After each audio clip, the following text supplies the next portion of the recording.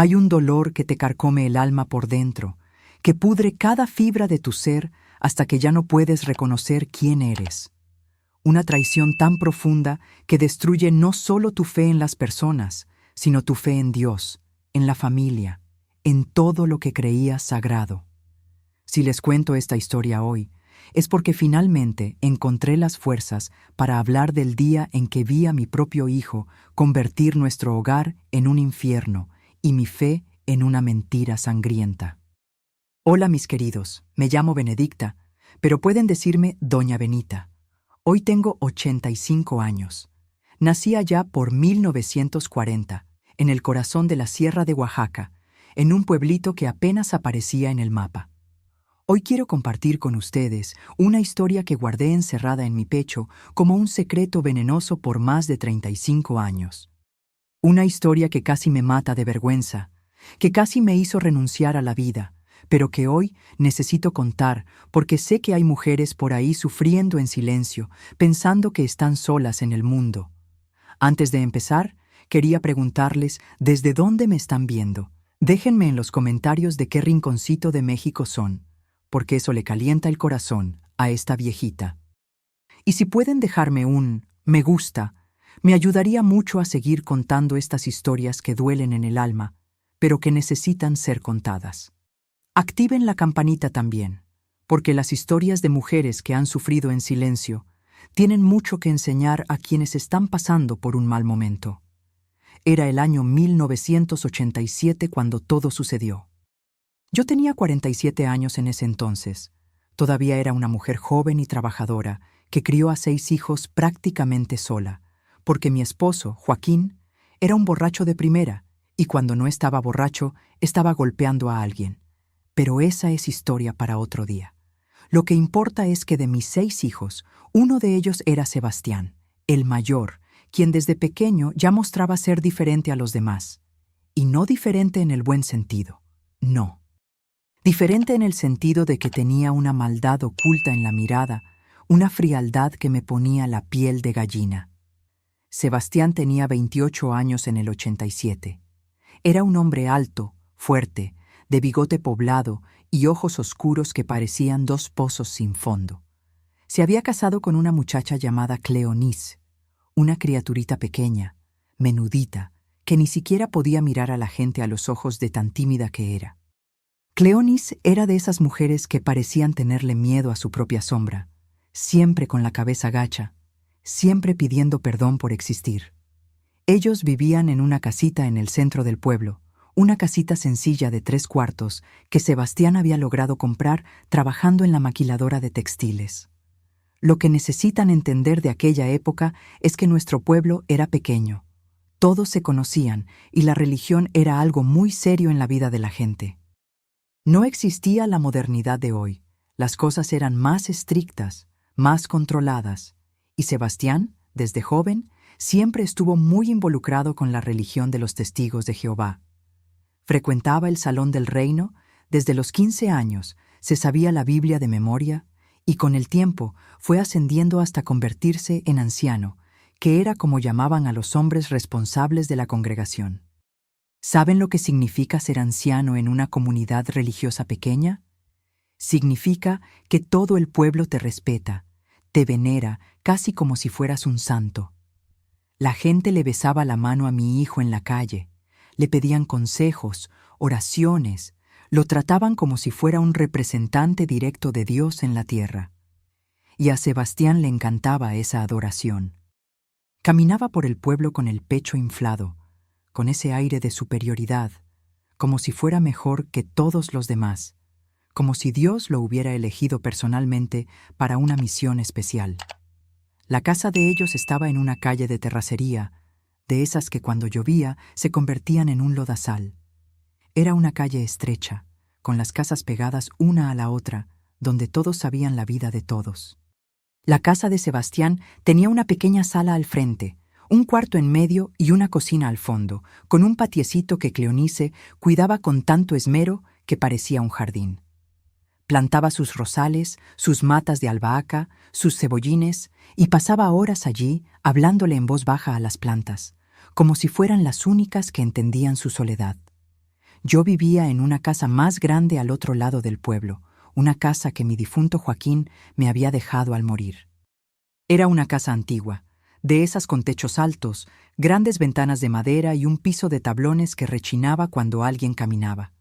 Tenía 5 cuartos grandes, un porche al frente y un patio enorme atrás donde criaba mis gallinas y sembraba mi maíz y mi yuca. Era una casa que ya había visto mucha historia, mucha alegría y también mucha tristeza.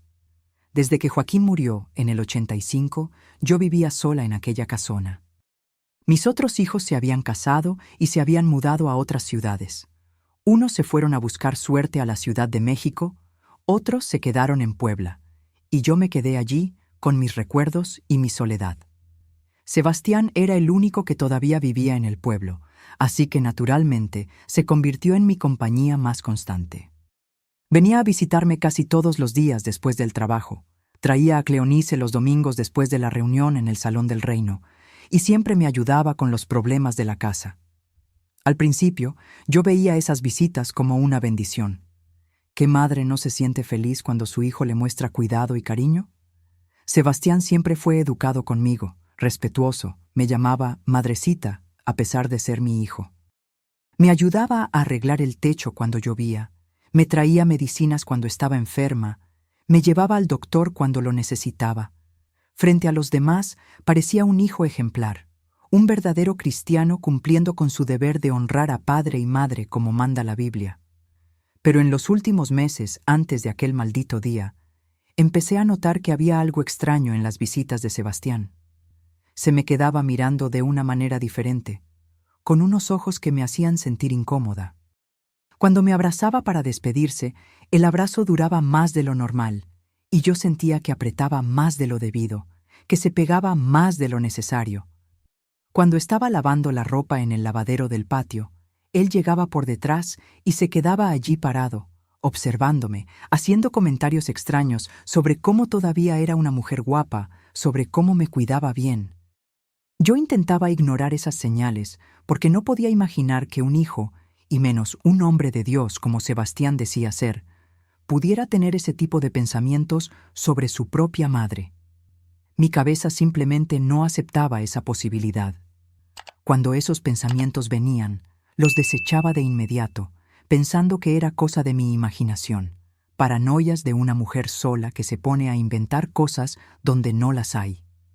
Hubo una tarde que se me quedó grabada para siempre. Era un martes de marzo, un día caluroso de esos en que el aire parece que te pesa en la garganta. Estaba en la cocina preparando un caldo de frijoles cuando llegó Sebastián. No tocó la puerta como siempre hacía, simplemente entró como si fuera el dueño de la casa. Eso ya me molestó, pero no dije nada. Se acercó por detrás de mí mientras yo movía los frijoles en la estufa y me puso las manos en los hombros. «Anda usted muy tensa, madrecita», dijo con una voz que nunca le había oído, una voz ronca, diferente. «Déjeme darle un masaje para que se relaje». Antes de que pudiera protestar, empezó a apretarme los hombros, pero no era un masaje normal. Sus dedos bajaban por mi espalda de una forma que me hizo temblar entera, no de placer, sino de asco y miedo. Me aparté de inmediato, me di la vuelta y vi una expresión en su rostro que nunca olvidaré. Los ojos le brillaban de una forma enfermiza, la respiración era pesada, la cara roja como si hubiera estado corriendo. «¿Qué te pasa, Sebastián? ¿Qué modos son esos de tocar a tu madre?», le dije, intentando mantener la voz firme, pero por dentro temblaba como una hoja. Él se rió de esa manera falsa que tenía y dijo: «¿Qué le pasa, madrecita? Solo intentaba ayudarla con su dolor de espalda. Usted se queja tanto, no ve a moros con tranchetes». Pero yo vi la maldad, la sentí escurriendo por cada poro de aquel hombre que un día salió de mi vientre. En ese momento supe que mi hijo ya no era mi hijo. Era un extraño peligroso viviendo dentro del cuerpo de quien yo amaba. Después de ese día, sus visitas se volvieron aún más extrañas. Empezó a aparecer a horas raras, siempre cuando sabía que yo estaba sola. Llegaba temprano por la mañana, cuando yo todavía estaba en camisón, y se quedaba mirándome con aquellos ojos enfermos. Llegaba por la tarde, cuando me estaba bañando, y se ponía a tocar la puerta del baño, diciendo que necesitaba decirme algo urgente. Una noche apareció en mi casa casi a las 10, diciendo que se había peleado con Cleonice y que necesitaba un lugar donde dormir. Lo dejé dormir en el sofá de la sala, pero me pasé toda la noche despierta por el miedo, encerrada en mi cuarto, con el ropero empujado contra la puerta. Al día siguiente, cuando se fue, noté que faltaba uno de mis calzones del tendedero. Se me heló la sangre cuando me di cuenta.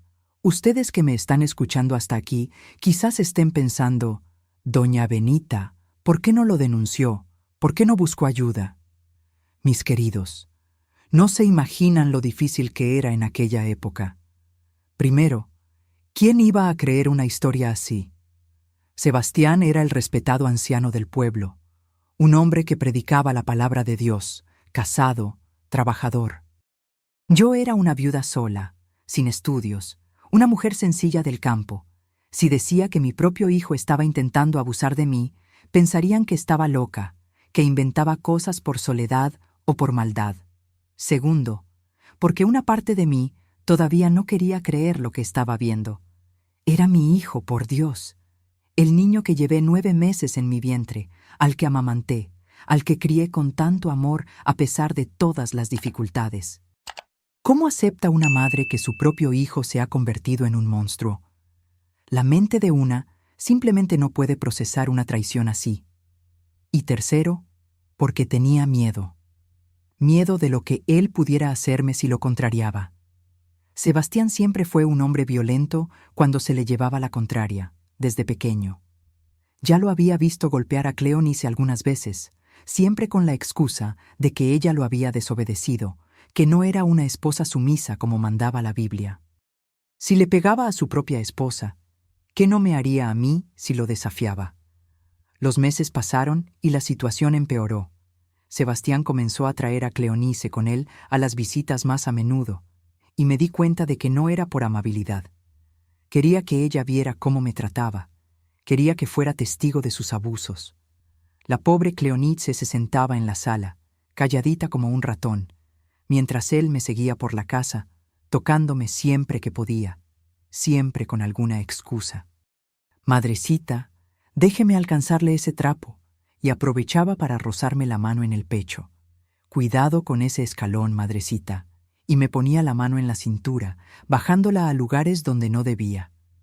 «Está usted sudando, venga que yo la seco», y me pasaba el paño por la cara, por el cuello, siempre bajando más de lo necesario.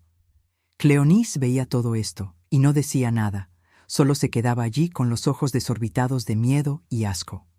Yo veía en su mirada que ella sabía que aquello no era normal, pero también sabía que no tenía el valor de enfrentar a su marido. Era una mujer que había sido golpeada toda su vida, primero por su padre, luego por Sebastián. No sabía ni cómo reaccionar ante una situación así. Hubo un domingo que vinieron a almorzar a mi casa después de la reunión. Era nuestra costumbre. Cada domingo venían a comer el mole que yo preparaba, ese mole especial que a Sebastián le encantaba desde niño. Ese domingo en particular, recuerdo que hacía un calorón, de esos calores de marzo que parece que te vas a derretir. Yo estaba en la cocina, moviendo el mole en la cazuela, cuando sentí que Sebastián se acercaba por detrás. «Qué calor, ¿verdad, madrecita?», dijo, y sentí su aliento caliente en mi nuca. Antes de que pudiera alejarme, me puso ambas manos en la cintura y me jaló hacia atrás, pegando todo su cuerpo al mío. Sentí algo duro presionando mi espalda y entendí de inmediato lo que era. Dios mío, mi propio hijo estaba allí, excitado, frotándose contra mí como si yo fuera una mujer cualquiera. «Sebastián, déjame en paz», grité, dándome la vuelta y empujándolo con fuerza. «¿Qué te pasa, por el amor de Dios?». Él se rió de esa manera asquerosa y dijo: «¿Qué le pasa, madrecita? Solo estaba bromeando. Anda usted muy nerviosa, necesita relajarse». En ese momento, Cleonice apareció en la puerta de la cocina. Lo había visto todo, vi en su mirada que lo había visto. Pero en lugar de defenderme, en lugar de cuestionar a su marido, simplemente bajó la cabeza y volvió a la sala. En ese momento, entendí que ella no era solo una víctima como yo, también era cómplice. Sabía lo que su marido me estaba haciendo y eligió quedarse callada. El almuerzo de ese domingo fue el más tenso de mi vida. Sebastián no paraba de hacer bromitas, de lanzar indirectas, de mirarme de una forma que me daban ganas de vomitar. Cleonice comía en silencio, sin levantar la vista del plato, como si no quisiera ver la realidad que estaba justo frente a ella. Y yo, tratando de mantener la compostura, tratando de no derrumbarme allí mismo en la mesa. Después de ese almuerzo, tomé una decisión. No los recibiría más en mi casa. Inventaría cualquier excusa. Diría que estaba enferma, que estaba ocupada, cualquier cosa para no quedarme a solas con ese hombre al que ya no podía llamar hijo. Pero Sebastián no aceptó mi distanciamiento. Empezó a aparecer en mi casa sin avisar, siempre en los momentos en que yo estaba más vulnerable. Llegaba temprano por la mañana, cuando todavía estaba en camisón. Llegaba por la noche, cuando ya me estaba preparando para dormir. Y siempre con la excusa de que era mi obligación recibirlo, que él era mi hijo y tenía derecho a entrar en casa de su madre cuando quisiera. Una noche llegó casi a la medianoche. Yo ya estaba durmiendo cuando lo oí golpear la puerta, gritando que era urgente, que Cleonice se había puesto mal y necesitaba mi ayuda. Como la madre que soy, abrí la puerta preocupada, pensando que había pasado algo grave. Cuando abrí, vi que estaba solo, sin Cleonice y con una cara extraña, los ojos vidriosos como si hubiera bebido. Pero yo sabía que Sebastián no bebía, iba en contra de su religión. ¿Dónde está Cleonice? ¿Qué le pasó?, le pregunté. Ah, no fue nada, madrecita. Ya se siente mejor. Pero ya que vine hasta acá, dijo, empujando la puerta y entrando en mi casa. En ese momento supe que había mentido, que había inventado esa historia solo para entrar en mi casa de madrugada. El corazón se me aceleró y sentí un frío en el estómago que nunca olvidaré. Sebastián, vete de aquí ahora mismo, le dije, intentando mantener la voz firme. No son horas de visita, vuelve mañana. Pero no se fue. En lugar de eso, cerró la puerta con llave por dentro y se guardó la llave en el bolsillo. En ese momento supe que estaba en peligro real. Madrecita, dijo, acercándose a mí con aquellos ojos de loco. Ha estado usted muy fría conmigo últimamente. No es así como una madre debe tratar a un hijo tan dedicado. Él se fue acercando y yo retrocediendo, hasta que mi espalda chocó contra la pared de la sala. Puso sus dos manos en la pared, una a cada lado de mi cabeza, atrapándome allí como un animal acorralado. Sebastián, por el amor de Dios, soy tu madre, le grité, pero él solo se rió. Por eso mismo va a ser más rico, dijo con una voz que no parecía humana. Fue entonces cuando me agarró el camisón y empezó a rasgarlo. Grité, lo empujé, lo pateé, hice todo lo que pude, pero él era mucho más fuerte que yo. Cuando pensé que iba a lograr violarme allí mismo, en la sala de mi propia casa, oímos un golpe fuerte en la puerta. «Sebastián, Sebastián, ¿estás ahí dentro?», era la voz de Cleonice. Él se detuvo de inmediato, se apartó de mí y se pasó la mano por el pelo, tratando de recomponerse. Abrió la puerta y Cleonice entró. Me vio allí, destrozada, con el camisón rasgado, llorando, y no dijo nada. Simplemente tomó a su marido del brazo y se fueron los dos, dejándome sola con mi terror. Esa noche no dormí ni un minuto. Me quedé sentada en la cama, temblando, llorando, sin saber qué hacer. Por primera vez en mi vida tenía miedo de mi propio hijo, y la pregunta que no salía de mi cabeza era, si intentó hacer esto una vez, lo intentaría de nuevo. Y la próxima vez, tal vez no habría nadie para salvarme. Déjenme hacer una pausa aquí en mi historia para respirar un poco y preguntarles, ¿alguna de ustedes ha pasado por una situación en la que su propia familia se convirtió en su enemiga? ¿Han sentido ese miedo dentro de casa? ¿Ese miedo de quien debería protegerlas? Cuéntenmelo en los comentarios, porque a veces compartir el dolor lo disminuye un poquito. Y no se olviden de dejar su me gusta, porque esta historia está siendo muy difícil de contar, y su cariño me da fuerzas para continuar. Después de esa noche terrible, Viví semanas en un pánico constante. No podía dormir bien. Cualquier ruido me hacía saltar de la cama. Cambié la cerradura de mi casa, puse cerrojos adicionales en las ventanas, pero sabía que si él quería entrar, encontraría la manera. Sebastián siempre fue un hombre determinado, y cuando quería algo, no se rendía fácilmente. Pasó unos días sin aparecer, y llegué a pensar que se había rendido, que se había dado cuenta de que estaba yendo demasiado lejos. Pero me equivoqué. El domingo siguiente, después de la reunión, apareció en mi puerta de nuevo, pero esta vez trajo a Cleonice con él. «Buenas tardes, madrecita», dijo con esa sonrisa falsa, como si nada hubiera pasado. «Vine a disculparme por el malentendido de la semana pasada. Creo que exageré en mi preocupación por usted». Cleonice se quedó parada a su lado, mirando al suelo como siempre. Pero noté algo diferente en ella ese día. Una resignación, un cansancio, como si hubiera tomado alguna decisión durante esa semana. No quería dejarlos entrar, pero al mismo tiempo no quería crear más conflicto. Sebastián tenía una forma de voltear cualquier situación a su favor, de hacer parecer que yo era la culpable de todo. Así que los dejé entrar, pero me mantuve alerta todo el tiempo. Durante la visita, Sebastián se comportó como un hijo normal. Habló del trabajo, de la congregación, preguntó por mi salud, incluso me ayudó a arreglar una llave que goteaba en la cocina. Pero yo veía en sus ojos que todo aquello era un teatro. Debajo de la actuación había un hambre, una sed de algo que me daba asco solo de imaginar. Cleonice, por otro lado, estaba diferente. Habló más ese día de lo que había hablado en los últimos meses. Contó sobre unas amigas de la congregación, sobre una receta nueva que había aprendido. Incluso sonrió un par de veces. Era como si hubiera decidido ignorar por completo lo que me había visto pasar. Cuando se fueron, me quedé con una sensación extraña. No era alivio, no era miedo, era algo intermedio. Como si supiera que esa calma era una mentira, que algo peor estaba por venir. Y tenía razón. En las semanas siguientes, Sebastián volvió a visitar mi casa con regularidad, siempre con Cleonice. Las visitas parecían normales para quien las viera desde fuera, pero yo sentía que algo se estaba planeando, algo se estaba tramando entre los dos. Cleonice había cambiado por completo. Ya no era esa mujercita tímida y asustada de antes. Tenía una frialdad en la mirada, una indiferencia que me helaba la sangre.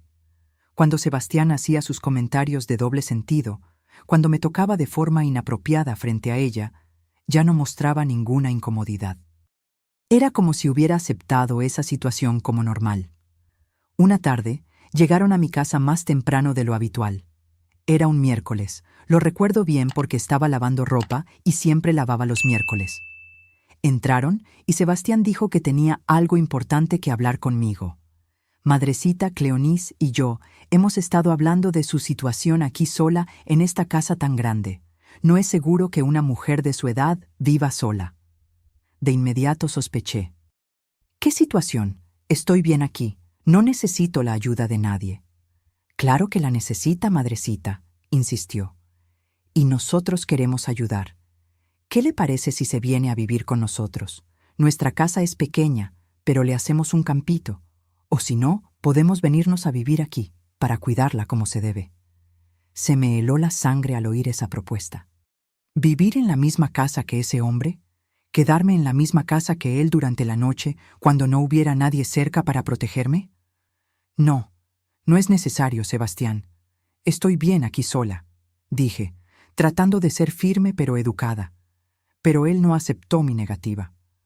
Usted no entiende, madrecita. No es una petición, es mi obligación como hijo cuidarla. La Biblia manda honrar a padre y madre, y eso es lo que voy a hacer. Cleonice, que hasta entonces había permanecido en silencio, habló. Es verdad, doña Benedicta. Sería bueno para todos. Nosotros la cuidaríamos y usted ya no estaría sola. Había algo en su forma de hablar que me dio un escalofrío. No era cariño, no era preocupación genuina. Era algo calculado, planeado, como si hubieran ensayado esa conversación antes de venir. Les dije que lo pensaría, que no era una decisión para tomar de un momento a otro.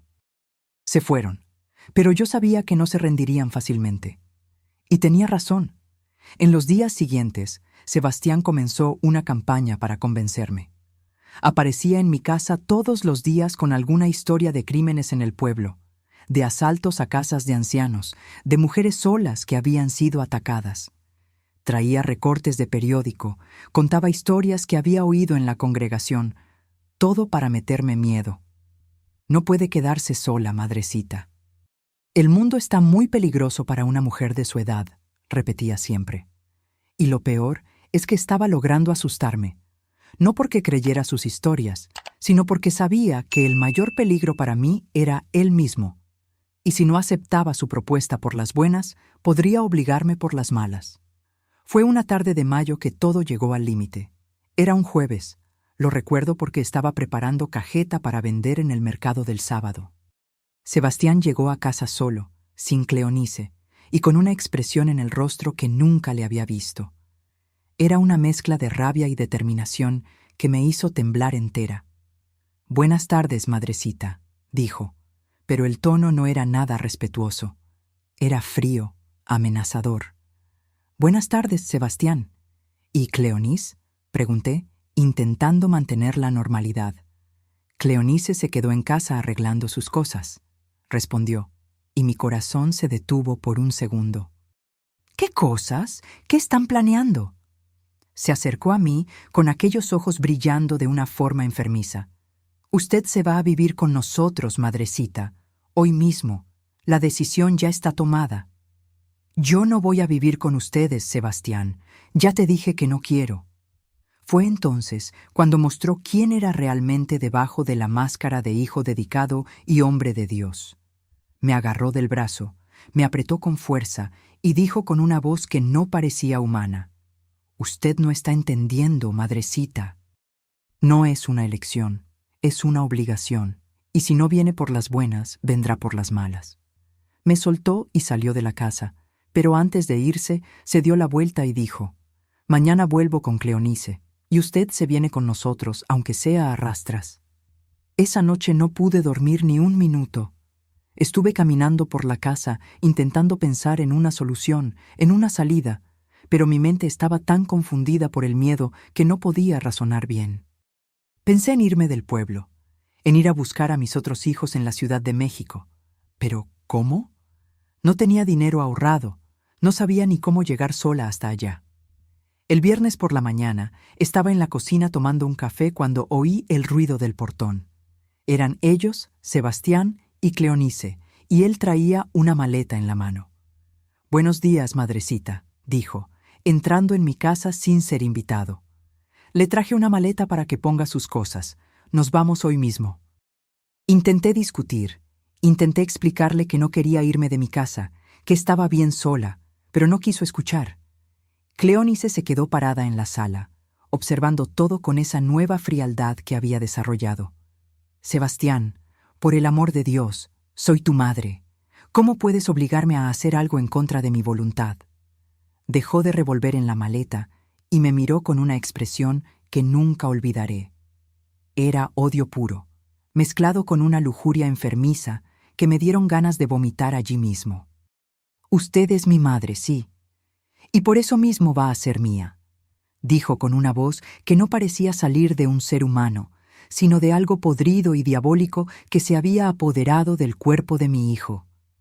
En ese momento, mi mundo se derrumbó por completo. Ya no era el miedo de una madre asustada por el comportamiento extraño de su hijo. Era el terror puro de una mujer que finalmente entendió que estaba frente a un monstruo, una criatura que había decidido convertir a su propia madre en el objeto de sus deseos enfermos. Cleonice, que hasta entonces había permanecido en silencio, se nos acercó y dijo con una voz que no reconocí: «Doña Benedicta, es mejor que no se resista. Va a ser peor para todos si se pone necia». Fue en ese momento que entendí la verdad más terrible de toda esta historia. Cleonice no era solo una esposa sumisa que cerraba los ojos ante los abusos de su marido.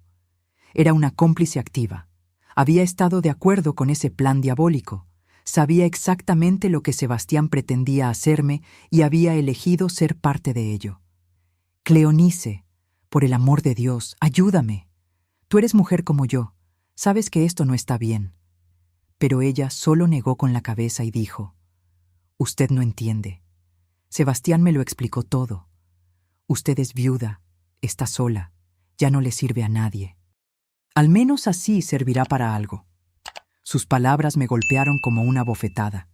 Ya no había duda de que los dos habían planeado aquello juntos, que habían decidido convertir mi casa en una prisión y mi vida en un infierno. Sebastián siguió llenando la maleta con mi ropa, sin preguntarme qué quería llevar, sin respetar mi voluntad, como si yo fuera un objeto que él hubiera comprado.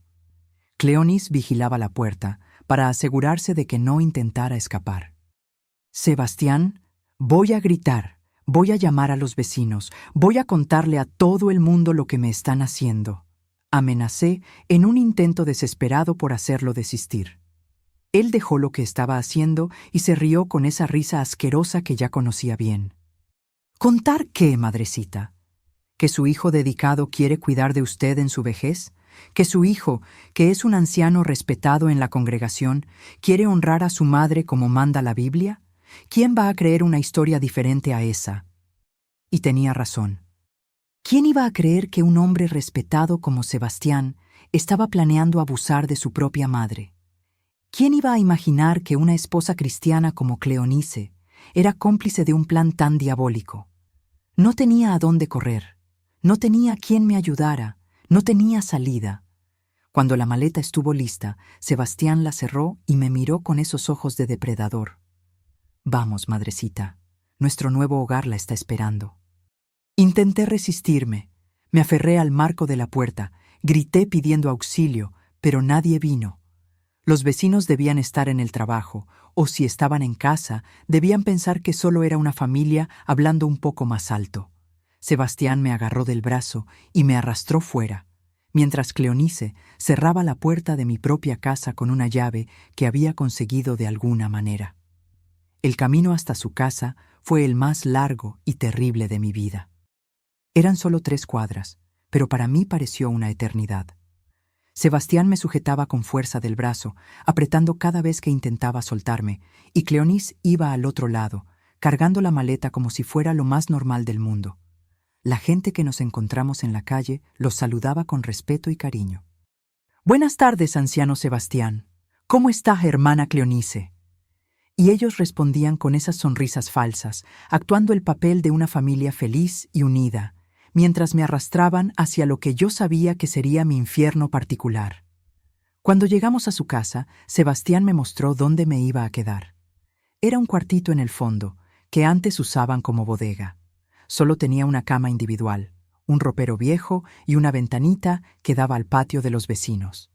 «Este es su cuarto», dijo, poniendo la maleta sobre la cama. «Aquí va a estar muy cómoda, y puede estar segura de que la vamos a cuidar muy bien». La forma en que dijo «cuidar muy bien» me hizo temblar entera. Sabía que no era cuidado lo que me ofrecía, era una prisión. Y peor que una prisión, porque en la cárcel al menos tienes derechos, tienes visitas, hay quien vigile a los guardias. Allí iba a estar completamente a merced de esos 2 demonios. Cleonice me mostró el resto de la casa, explicando las reglas de convivencia. No podía salir sin su permiso. No podía recibir visitas sin que ellos estuvieran presentes. No podía usar el teléfono sin que ellos escucharan la conversación. Ni siquiera podía ir al patio sola. Es por su seguridad, explicaba con esa voz falsa de quien está haciendo caridad. No queremos que le pase nada malo. Esa primera noche en su casa, me quedé acostada en la cama estrecha, mirando al techo, intentando entender cómo mi vida había llegado a ese punto. Cómo una mujer de 47 años, que había criado a 6 hijos, que había trabajado toda su vida, que había sobrevivido a un marido violento, había terminado prisionera en la casa de su propio hijo. Serían como las 2 de la mañana cuando oí pasos en el pasillo. Mi corazón se aceleró porque sabía que no era Cleonice. Los pasos eran pesados, lentos, como de alguien que intenta no hacer ruido, pero no puede ocultar el peso de su cuerpo. La puerta de mi cuarto no tenía cerradura, solo un pestillo simple que se podía abrir desde afuera. Oí el ruido del pestillo moviéndose lentamente, y luego la puerta se abrió muy despacio, con un leve rechinido que resonó en el silencio de la madrugada. Era Sebastián. Entró al cuarto solo en calzoncillos, y aún en la oscuridad podía ver que estaba excitado. Se acercó a mi cama como un depredador a su presa, con movimientos calculados y silenciosos. «Madrecita», susurró, sentándose en el borde de la cama. «Finalmente podemos tener una conversación privada, sin nadie que nos interrumpa». Me acurruqué en un rincón de la cama, tratando de alejarme de él lo más posible. «Sebastián, lárgate de aquí, déjame en paz». Pero no se fue. En lugar de eso, se acostó en la cama a mi lado, sobre la cobija, y comenzó a acariciarme el pelo. «Usted siempre fue una mujer muy guapa, ¿sabía? Desde que mi padre murió, he estado pensando en cómo debe extrañar a un hombre». «Estás loco, Sebastián. Soy tu madre, por el amor de Dios». «Por eso mismo va a ser especial», respondió, y empezó a intentar quitarme la cobija que yo sujetaba con todas mis fuerzas. Fue entonces cuando oí la voz de Cleonis en la puerta. «Sebastián, ven, déjala descansar hoy, mañana hablan mejor». Él dejó lo que estaba haciendo y miró a su esposa. Hubo una comunicación silenciosa entre ellos, como si hubieran acordado algo que yo no sabía. Sebastián se levantó de la cama, me pasó la mano por la cara en una caricia asquerosa y salió del cuarto. Me quedé allí temblando hasta que salió el sol, sabiendo que aquello había sido solo el comienzo. Que si en la primera noche ya había intentado algo así, en las noches siguientes se volvería más audaz, más violento, hasta conseguir lo que quería. Al día siguiente, me trataron como si nada hubiera pasado. Sebastián se fue a trabajar a la maquiladora como siempre. Cleonice se quedó en casa haciendo los quehaceres, y yo me quedé allí como una extraña, sin saber cuál era mi papel en toda esa situación. Durante el día, Cleonice me vigilaba constantemente. Cuando iba al baño, ella se quedaba afuera esperando. Cuando iba a la cocina por agua, venía conmigo. Cuando intentaba mirar por la ventana, me apartaba, diciendo que era peligroso que los vecinos me vieran. «No queremos que los vecinos sientan lástima por usted, pensando que no la estamos cuidando bien», explicaba. Pero yo sabía que la verdadera razón era que tenían miedo de que pudiera pedirle ayuda a alguien. Por la tarde, cuando Sebastián volvió del trabajo, vino a hablar directamente conmigo. Se sentó en la sala y comenzó una conversación que parecía normal, sobre cómo había sido mi primer día en su casa, si me sentía bien, si necesitaba algo. Pero todo el tiempo me miraba de esa manera, con esos ojos que parecían desnudar mi alma. «Verá qué bien se la va a pasar viviendo aquí con nosotros, madrecita», dijo, acercándose a la silla donde yo estaba sentada. «Vamos a cuidar de todos sus deseos». La forma en que dijo «deseos» me hizo entender que no se refería a comida o ropa. Se refería a sus propios deseos, los que pretendía satisfacer usando mi cuerpo. Cuando llegó la noche, cenaron normalmente. Hablaron de cosas del día, de la congregación, de los vecinos, como si fueran una familia normal. Yo apenas pude comer, con el estómago revuelto de nervios, sabiendo que la noche traería nuevos horrores. A la hora de dormir, Cleonice me acompañó a mi cuarto y me dio un camisón para que me pusiera. Era un camisón de tela delgada, casi transparente, muy diferente a la ropa que yo solía usar para dormir. «Compramos esto especialmente para usted», dijo con una sonrisa que no le llegaba a los ojos. «Se va a ver muy bonita con él». No quería ponerme esa ropa, pero tampoco tenía opción. Me puse el camisón y me acosté en la cama, subiendo la cobija hasta el cuello, tratando de cubrirme lo más posible. Esta vez, Sebastián no esperó mucho para aparecer. Apenas habían dado las 10 de la noche cuando oí sus pasos en el pasillo. Entró al cuarto sin tocar, sin pedir permiso, como si fuera el dueño no solo de la casa, sino también de mi cuerpo. «Buenas noches, madrecita», dijo, y esta vez no intentó disimular. Se quitó los calzoncillos allí mismo, frente a mí, y se acostó en la cama completamente desnudo. «Sebastián, no me hagas esto, Soy tu madre. Esto es pecado, es un crimen. Pero mis palabras no tuvieron ningún efecto en él. Me quitó la cobija de un tirón, dejándome expuesta con ese camisón transparente, y comenzó a pasar sus manos por mi cuerpo como si fuera de su propiedad. «No grite, madrecita», susurró en mi oído. «Cleonice está escuchando todo y no va a venir a ayudarla. Ella sabe que esto es necesario». Fue entonces cuando comprendí completamente la situación. Cleonice no solo era cómplice, era una participante activa en ese plan. Sabía exactamente lo que su marido me estaba haciendo. Estaba de acuerdo e incluso ayudaba creando las condiciones para que sucediera. Sebastián comenzó a tocarme en lugares que un hijo jamás debería tocar a su madre. Sus manos estaban calientes y sudorosas, y sentía asco de cada toque, de cada caricia forzada que me imponía. Intenté empujarlo, intenté luchar, pero él era mucho más fuerte que yo, y con cada movimiento que yo hacía, él se volvía más violento. «Deje de resistirse, madrecita», dijo entre dientes. «Le va a gustar, ya verá. Hace mucho tiempo que no siente el cariño de un hombre». La violencia de sus palabras, la frialdad con la que hablaba de violar a su propia madre, me hizo entender que estaba frente a alguien que había perdido por completo su humanidad. Ya no era mi hijo, era un demonio usando su cuerpo. Cuando empezó a subirse sobre mí, grité con todas las fuerzas que tenía. Grité pidiendo auxilio, le grité a Dios, le grité a cualquiera que pudiera oírme. Pero Sebastián solo se rió y me tapó la boca con la mano. «Ya le dije que no grite, madrecita. Nadie va a venir a ayudarla. Cleonice sabe que esto tiene que pasar, y los vecinos piensan que somos una familia feliz». Fue entonces cuando le mordí la mano con toda la fuerza que pude. Él gritó de dolor y se apartó por un segundo, tiempo suficiente para que yo pudiera salir de debajo de él y correr hacia la puerta. Pero antes de que llegara, me agarró del pelo y me arrastró de vuelta a la cama.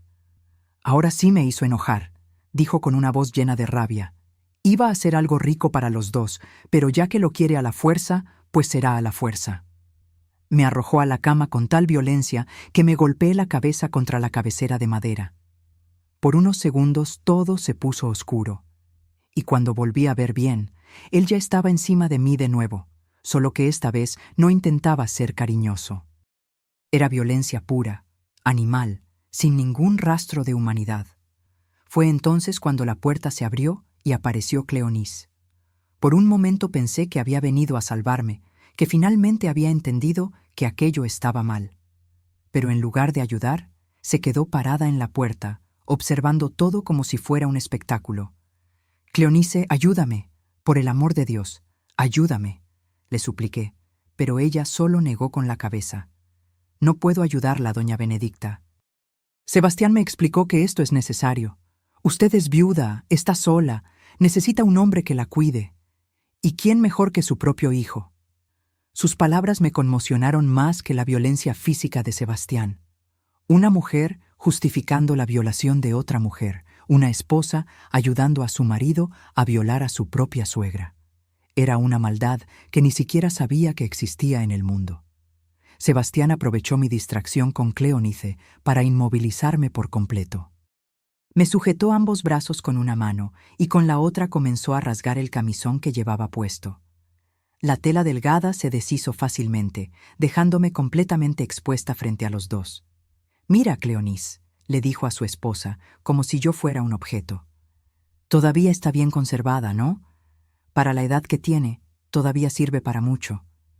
Cleonice se acercó a la cama y se quedó mirando mi cuerpo desnudo con una expresión que no pude descifrar.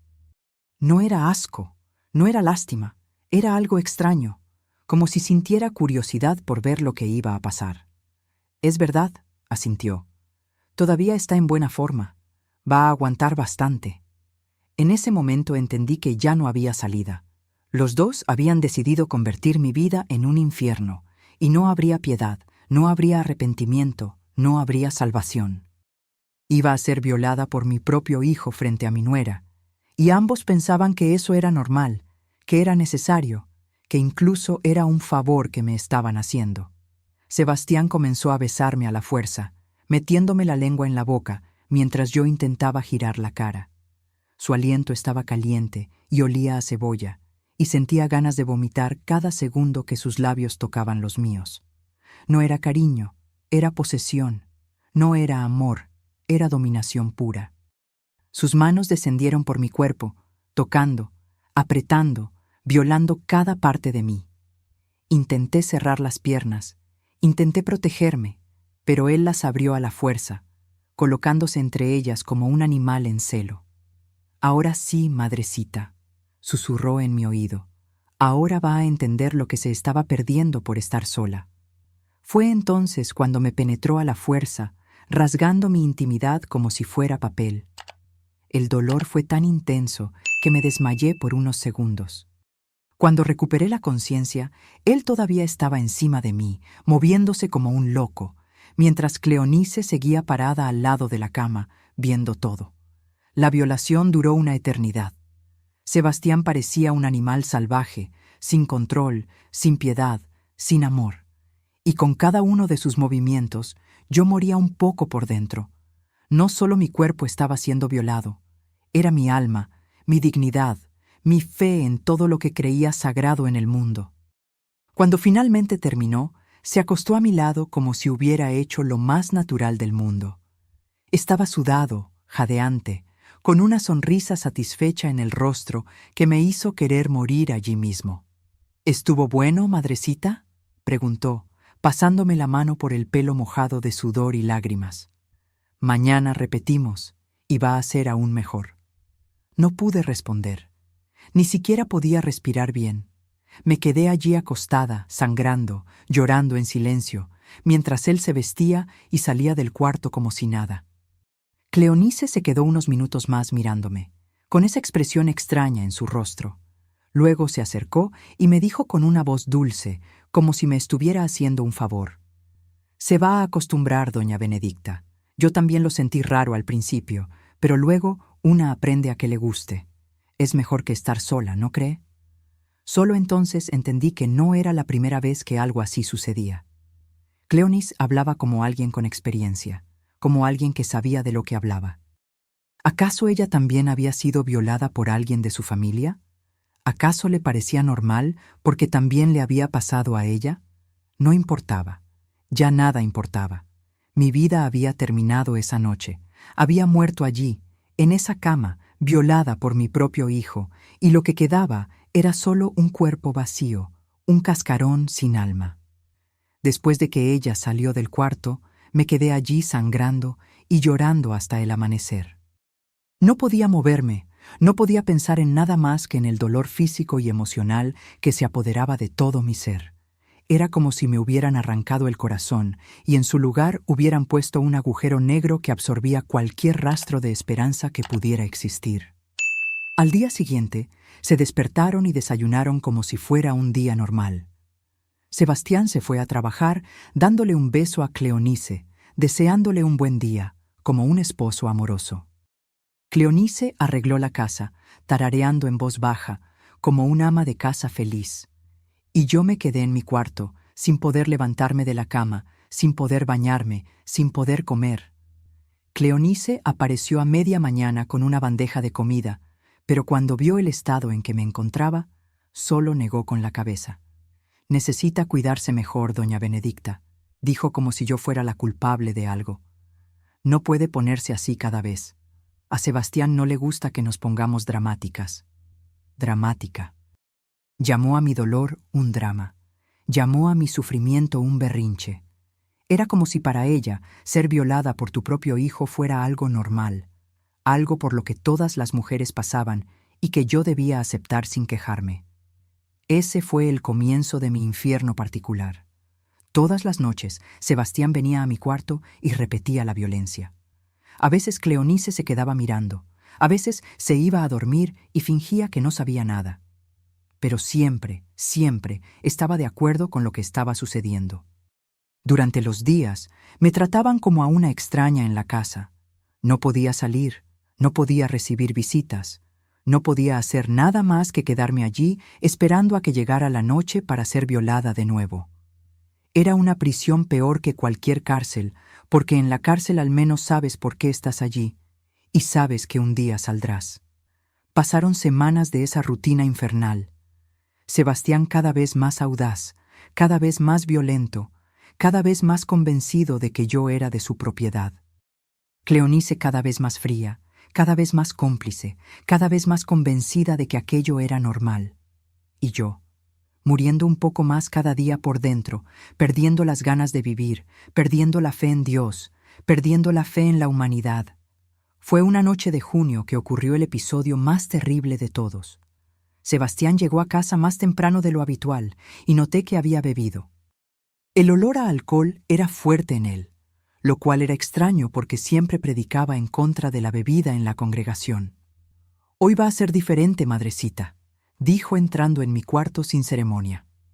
«Hoy Cleonich va a participar más activamente en nuestra diversión». Se me heló la sangre al oír eso. ¿No bastaba con ser violada por él? ¿Ahora su esposa también iba a participar activamente en mi sufrimiento? Cleonice entró al cuarto justo detrás de él, pero esta vez no vino solo a mirar.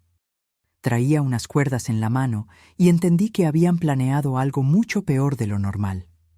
«Hoy le vamos a enseñar bien cómo debe comportarse una mujer», dijo Cleonice con una voz que nunca le había oído, una voz llena de maldad y placer. Me amarraron a la cama, dejándome los brazos y las piernas atados de tal forma que no podía moverme ni un centímetro. Supliqué, lloré, grité, pero fue inútil. Estaban decididos a humillarme de la peor manera posible. Lo que pasó esa noche fue tan terrible que incluso hoy, más de 30 años después, no puedo hablar de todos los detalles. Basta decir que los dos, marido y mujer, me usaron como si yo fuera un juguete, un objeto hecho solo para satisfacer sus deseos enfermos. Cuando finalmente terminó, estaba segura de que iba a morir. Ya no aguantaba tanto dolor, tanta humillación, tanta maldad. Mi cuerpo estaba destrozado, mi alma estaba en pedazos, y solo quería que Dios se apiadara de mí y me sacara de ese infierno. Pero no morí. Seguí viva, seguí sufriendo, seguí siendo violada noche tras noche por esos dos demonios a los que un día llamé familia. Mis queridos que me han acompañado hasta aquí, sé que esta historia es pesada, sé que deben tener el corazón encogido al escuchar todo esto, pero necesito contarla. Necesito compartir este dolor que cargué sola durante tanto tiempo. Si pueden, déjenme su cariño en los comentarios, porque eso me da fuerzas para continuar. Lo que van a oír ahora fue el momento en que todo cambió, el día en que finalmente encontré el valor para reaccionar. Pero antes de eso, necesito contarles una cosa más que pasó, para que entiendan cómo la situación llegó al límite. Era un jueves de agosto, lo recuerdo bien porque era el cumpleaños de mi madre, que ya había muerto hacía mucho tiempo. Estaba pensando en ella, en lo horrorizada que estaría si supiera lo que me estaba pasando, cuando oí que tocaban la puerta de la calle. Sebastián fue a abrir, y oí voces extrañas en la sala. Eran hombres de la congregación, ancianos como él, que habían venido a hacer una visita pastoral. Siempre hacían eso, visitaban a las familias para ver cómo estaban todos espiritualmente. Oí a Sebastián hablar con ellos, diciendo cómo estaba cuidando bien a su madre anciana, que era una bendición tener a la familia unida, cómo Dios estaba bendiciendo esa casa. Y los hombres elogiándolo, diciendo que era un ejemplo para toda la congregación. Un verdadero siervo de Jehová. En ese momento quise gritar. Quise salir del cuarto y contarles a esos hombres lo que realmente estaba pasando en esa casa. Pero sabía que no me creerían. Sebastián era muy respetado, muy querido, muy convincente. Y yo era solo una mujer vieja y medio desequilibrada, al menos así es como me verían. Después de que los visitantes se fueron, Sebastián vino a mi cuarto con una rabia que nunca le había visto. Estaba trastornado, con los ojos rojos de odio. ¿Oyó la conversación de allá afuera?, preguntó entre dientes. Sí, respondí, sin saber a dónde quería llegar. Entonces, sabe que soy respetado en la congregación, que soy un hombre de Dios. Y sabe también que si intenta perjudicarme, nadie va a creer una palabra de lo que diga. Se acercó a mí con una violencia que me hizo retroceder instintivamente. Pero solo para asegurarme de que no va a intentar ninguna tontería, le voy a dejar bien clara cuál es la situación aquí. Fue entonces cuando me golpeó por primera vez, una bofetada tan fuerte que me caí de la silla donde estaba sentada. Después me pateó en las costillas, haciéndome doblar de dolor en el suelo. A partir de hoy, cualquier resistencia de su parte será castigada así, dijo, dándome otra patada. Usted es de mi propiedad ahora, y la propiedad no tiene derecho a quejarse. Cleonice apareció en la puerta del cuarto y vio toda la escena, pero en lugar de sorprenderse, solo sonrió. Así se hace, Sebastián. Necesita aprender cuál es su lugar aquí. Esa noche, cuando vino a violarme de nuevo, el dolor físico de los golpes se sumó al dolor de la violación. Era tanto el dolor que ya no podía ni llorar, ya no podía sentir nada más que un vacío completo en el pecho. Pero fue exactamente ese vacío lo que me salvó. Porque cuando ya no tienes nada que perder, cuando ya has muerto por dentro, encuentras un valor que no sabías que tenías. Fue un viernes de septiembre que finalmente reaccioné. Sebastián había llegado a casa más borracho de lo normal, estaba más violento, más agresivo. Me violó con una brutalidad que hasta entonces no había mostrado, y después todavía me golpeó porque, según él, yo no había participado lo suficiente. Cuando salió del cuarto, me quedé allí en el suelo, sangrando, destrozada, pero con una extraña sensación en la cabeza. Era como si una voz dentro de mí hubiera despertado y estuviera gritando, «¡Basta! ¡No aguantes más!». Al día siguiente, sábado, salieron al Salón del Reino como siempre lo hacían. Era la primera vez en meses que me quedaba sola en casa, y sabía que esa podría ser mi única oportunidad para hacer algo. Logré levantarme de la cama, a pesar del dolor, y fui a la cocina. Tomé un cuchillo grande que Cleonice usaba para cortar carne y volví a mi cuarto. Escondí el cuchillo debajo del colchón y esperé a que volvieran. Cuando llegó la noche y Sebastián vino a mi cuarto como siempre, yo estaba lista. Dejé que comenzara la violencia, dejé que se colocara encima de mí y cuando estaba distraído, saqué el cuchillo y se lo puse en el cuello. Si me pones un dedo encima otra vez, te corto el cuello a ti y a tu mujer también. Dije con una voz que no parecía la mía, una voz fría y decidida. Sebastián se detuvo de inmediato, mirando el cuchillo en su cuello con una expresión de total incredulidad. Nunca imaginó que yo pudiera reaccionar. Nunca pensó que una mujer a la que había destrozado por completo pudiera encontrar fuerzas para defenderse. «¿Está loca? Suelte ese cuchillo ahora», gritó, pero pude oír el miedo en su voz. Por primera vez desde que todo comenzó, él me tenía miedo. «Ya estoy loca, Sebastián. Ustedes dos me volvieron loca, así que ahora me van a escuchar», dije, presionando la hoja un poco más contra su piel. «Me voy de esta casa hoy, y si intentan detenerme, juro por Dios que los mato a los dos».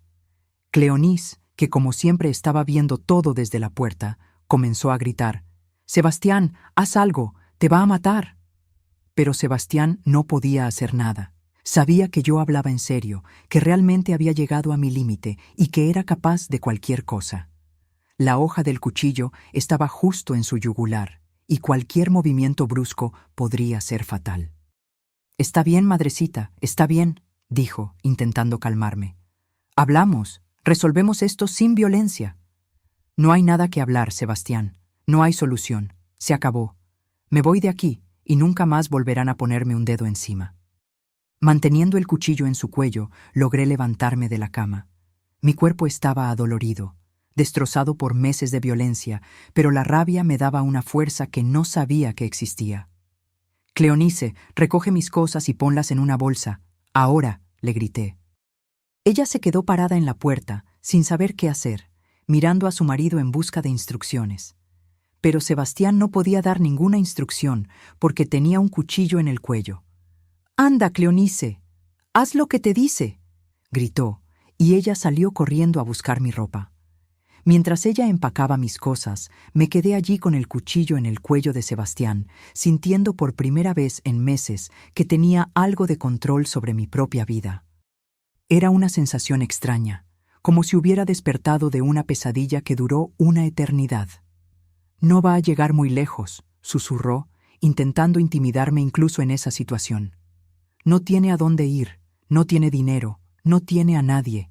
Va a tener que volver y cuando vuelva, será peor». «Prefiero morir en la calle que vivir un día más en este infierno», respondí, y era verdad. Cualquier cosa sería mejor que seguir siendo violada por esos dos demonios. Cleonice volvió con una bolsa de ropa, pero me di cuenta de que solo había tomado algunas prendas viejas, dejando a un lado la ropa mejor que yo tenía. «Toma todo, Cleonice, todo lo que es mío», ordené. «Pero doña Benedicta no va a necesitar tanta ropa», comenzó a argumentar. «Tómalo todo ahora, o le corto el cuello frente a ti». Corrió de nuevo al cuarto, y esta vez trajo toda mi ropa. Cuando la bolsa estuvo lista, comencé a alejarme lentamente de Sebastián, todavía apuntándole con el cuchillo. Si intentan seguirme, si intentan buscarme, le cuento a toda la congregación lo que me hicieron. Se lo cuento al mundo entero, y no me importa si me creen o no. Llegué a la puerta de la sala, siempre de espaldas, siempre con el cuchillo apuntando hacia ellos. Cuando tomé la perilla de la puerta de la calle, sentí una libertad que no había sentido en meses. «Y una cosa más», dije antes de salir. «Si me entero de que le hicieron esto a cualquier otra mujer, volveré y terminaré lo que no terminé hoy». Salí de la casa corriendo, a pesar de los dolores en el cuerpo, a pesar de no saber a dónde ir. Era casi medianoche, las calles estaban desiertas, pero no me importaba. Cualquier lugar sería mejor que esa casa del infierno. Caminé por las calles del pueblo sin rumbo, cargando mi bolsa de ropa, tratando de pensar en algún lugar donde pudiera quedarme. No tenía dinero para un hotel, no conocía a nadie en el pueblo que pudiera ayudarme, y mis otros hijos vivían demasiado lejos para poder llegar hasta ellos. Fue entonces cuando me acordé de doña Dalva, una señora que vivía sola en una casita a las afueras del pueblo. Había sido amiga de mi madre, y yo sabía que era una mujer de buen corazón. Quizás me dejaría quedarme allí hasta que pudiera organizarme. La casa de doña Dalva estaba al otro lado del pueblo, y caminé casi 2 horas para llegar. Cuando toqué a su puerta, ya pasaban de las 2 de la mañana. Tardó en abrir, y cuando abrió la puerta, se asustó al verme en ese estado. «Benedicta, ¿qué te pasó, mi hija? ¿Qué te sucedió?». Me derrumbé llorando allí mismo, en su puerta. Lloré todos los meses de sufrimiento, todo el dolor acumulado, toda la humillación que había pasado. Y doña Dalva, sin hacer preguntas, me abrazó y me hizo pasar.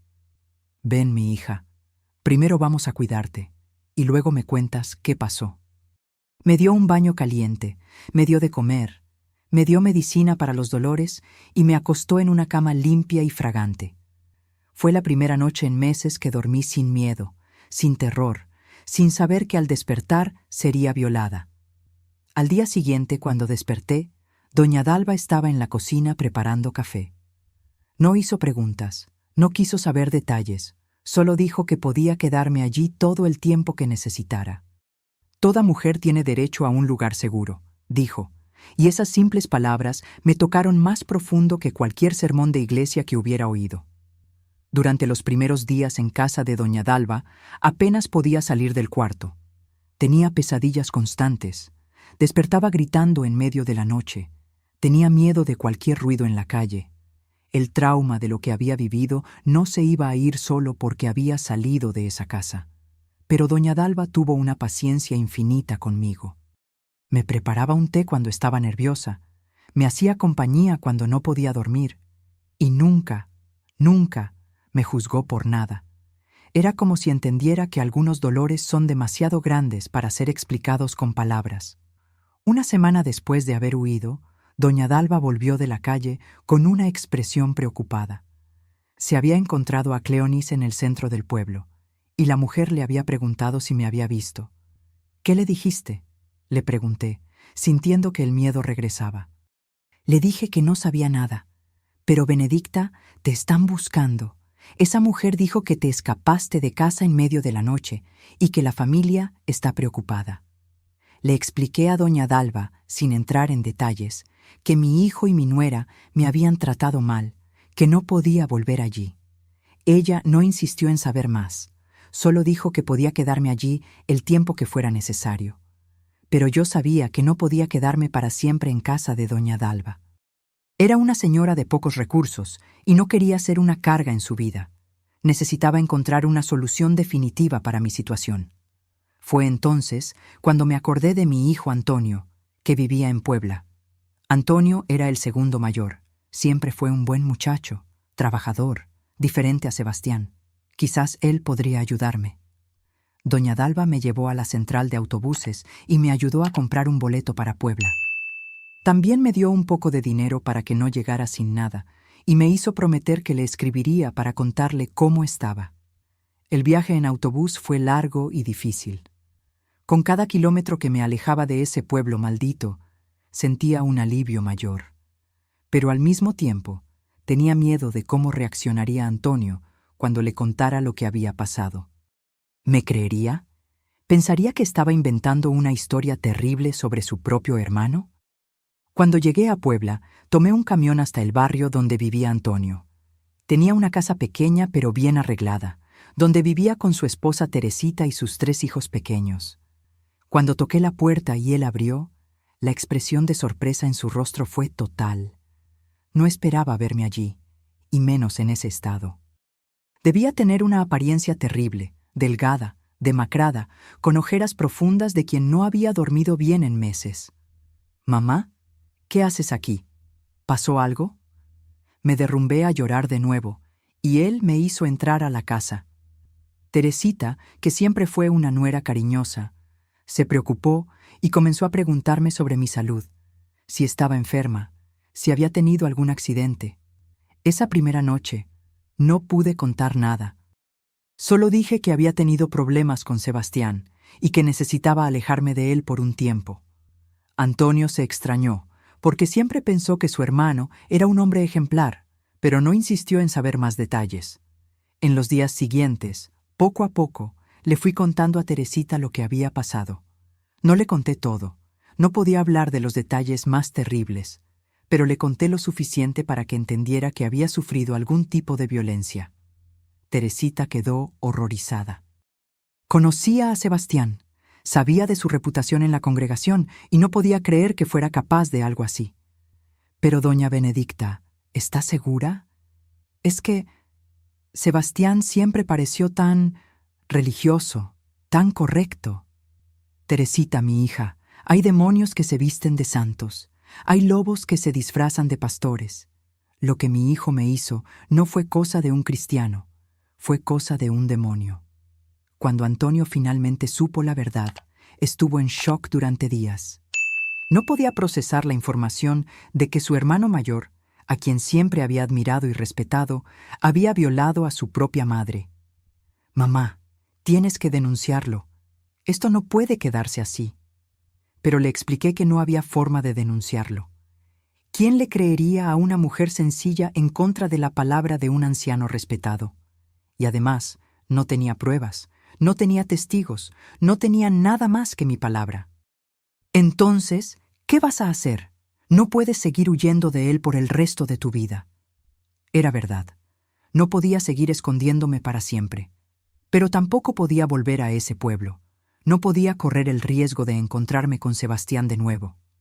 Antonio y Teresita hablaron y decidieron que podía quedarme a vivir con ellos. Tenían un cuartito en el fondo de la casa que usaban como bodega y podían convertirlo en una habitación para mí.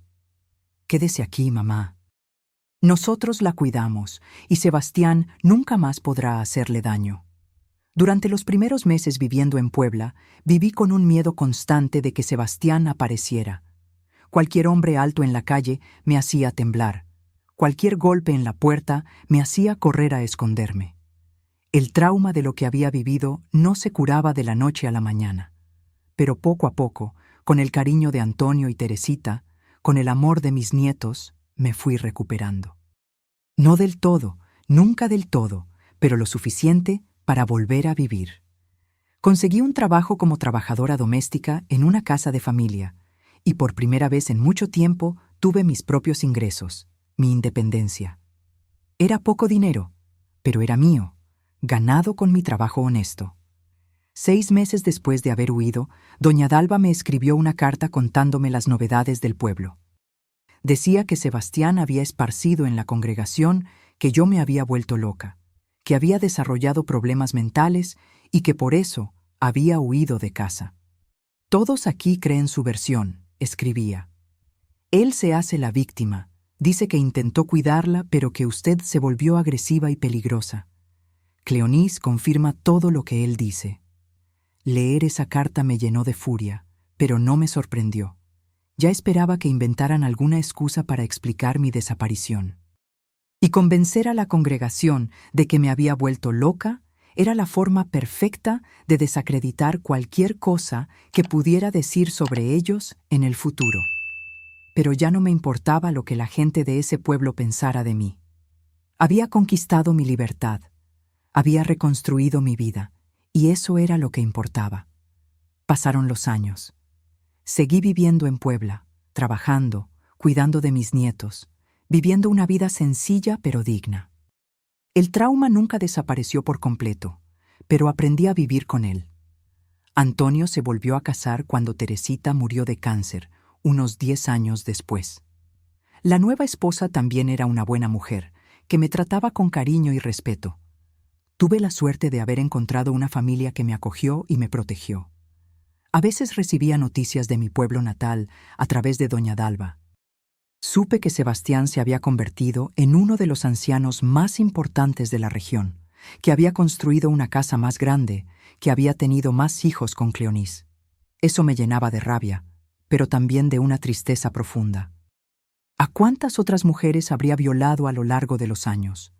¿Cuántas otras víctimas habría hecho, protegido por su posición en la congregación y por la admiración que la gente sentía por él? Intentaba no pensar mucho en eso, porque si no me volvería loca de verdad.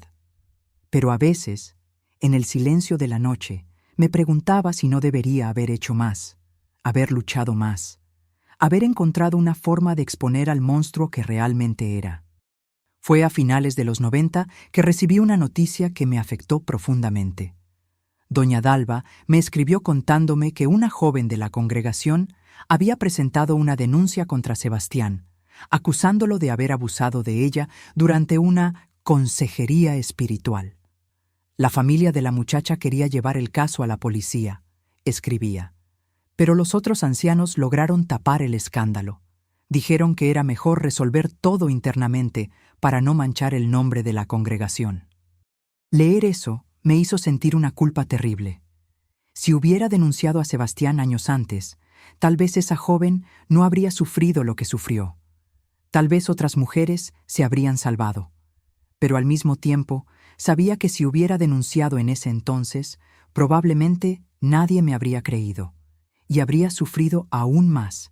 Habría sido humillada públicamente, habría sido tratada como una loca o una mentirosa. Esa noticia me hizo tomar una decisión. Iba a volver a mi pueblo natal, no para enfrentar a Sebastián, sino para contar mi historia a quien quisiera escuchar. No importaba si me creían o no, iba a decir la verdad. Antonio intentó disuadirme. «Mamá, ya reconstruiste tu vida aquí. ¿Para qué remover el pasado?» Pero le expliqué que no se trataba del pasado, se trataba del presente y del futuro. Se trataba de todas las mujeres que aún podían ser víctimas de Sebastián, y de la necesidad de romper el silencio que protegía a monstruos como él. En el 2001, 14 años después de haber huido de ese pueblo, regresé. Fui directamente a casa de doña Dalva, quien se emocionó al verme de nuevo.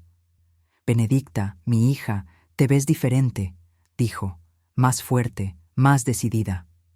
Era verdad. Los años en Puebla me habían transformado. Ya no era esa mujer asustada y rota que había huido en medio de la noche. Era una sobreviviente, una luchadora, una mujer que había aprendido a valorar su propia fuerza. En los días siguientes, busqué a algunas personas del pueblo para contarles mi historia. No a todas, solo a aquellas que sabía que tenían un mínimo de sentido crítico y compasión. Las reacciones fueron variadas. Algunas personas se escandalizaron y dijeron que siempre les había parecido extraño Sebastián, pero nunca imaginaron que fuera capaz de algo así. Otras simplemente no me creyeron, pensaron que estaba inventando una historia para vengarme de algo. Pero hubo una reacción que me sorprendió y me dio esperanza. 3 mujeres, en conversaciones separadas, me dijeron que ellas también habían sido víctimas de abuso por parte de hombres respetados en la congregación. Ninguna había denunciado. Todas habían guardado el secreto por miedo y vergüenza.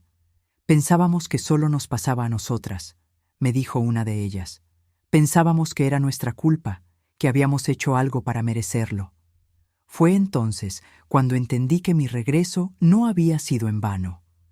No se trataba solo de contar mi historia, se trataba de romper el silencio que permitía que hombres como Sebastián siguieran siendo víctimas.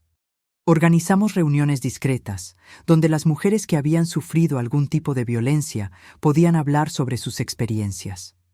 No eran denuncias formales, no tenían consecuencias legales, pero eran importantes para que las víctimas se sintieran escuchadas y apoyadas. Durante esas reuniones, supe de casos terribles, mujeres que habían sido violadas por pastores, por maridos cristianos, por familiares respetados en la comunidad. Todas tenían algo en común. Habían sido silenciadas por el miedo a no ser creídas. Sebastián se enteró de que yo había vuelto al pueblo, por supuesto. En un pueblo pequeño las noticias así corren rápido. Pero no intentó buscarme, no intentó intimidarme. Creo que sabía que yo ya no era la misma mujer que él había violado años atrás. De hecho, quien vino a buscarme fue Cleonice. Una tarde apareció en casa de doña Dalva pidiendo hablar conmigo. Cuando la vi, me llevé un susto. Estaba muy envejecida, muy delgada, con una tristeza en la mirada que hasta me dio lástima. «Doña Benedicta, necesito hablar con usted», dijo con voz cansada. Acepté hablar con ella, pero le dejé claro que no tenía nada que perdonar ni que olvidar. Se sentó en el porche de doña Dalva y comenzó a hablar con la voz temblorosa. «Sé que me odia y tiene todo el derecho. Sé que fui cómplice de algo terrible y eso me carcome por dentro todos los días».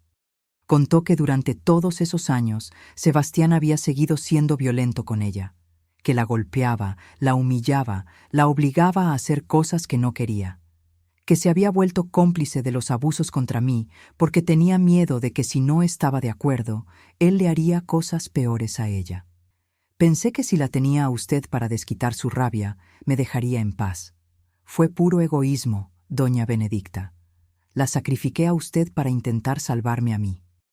También contó que sabía de otras víctimas de Sebastián a lo largo de los años, jóvenes de la congregación, mujeres vulnerables a las que él aconsejaba, incluso una prima adolescente que vivió en su casa por un tiempo.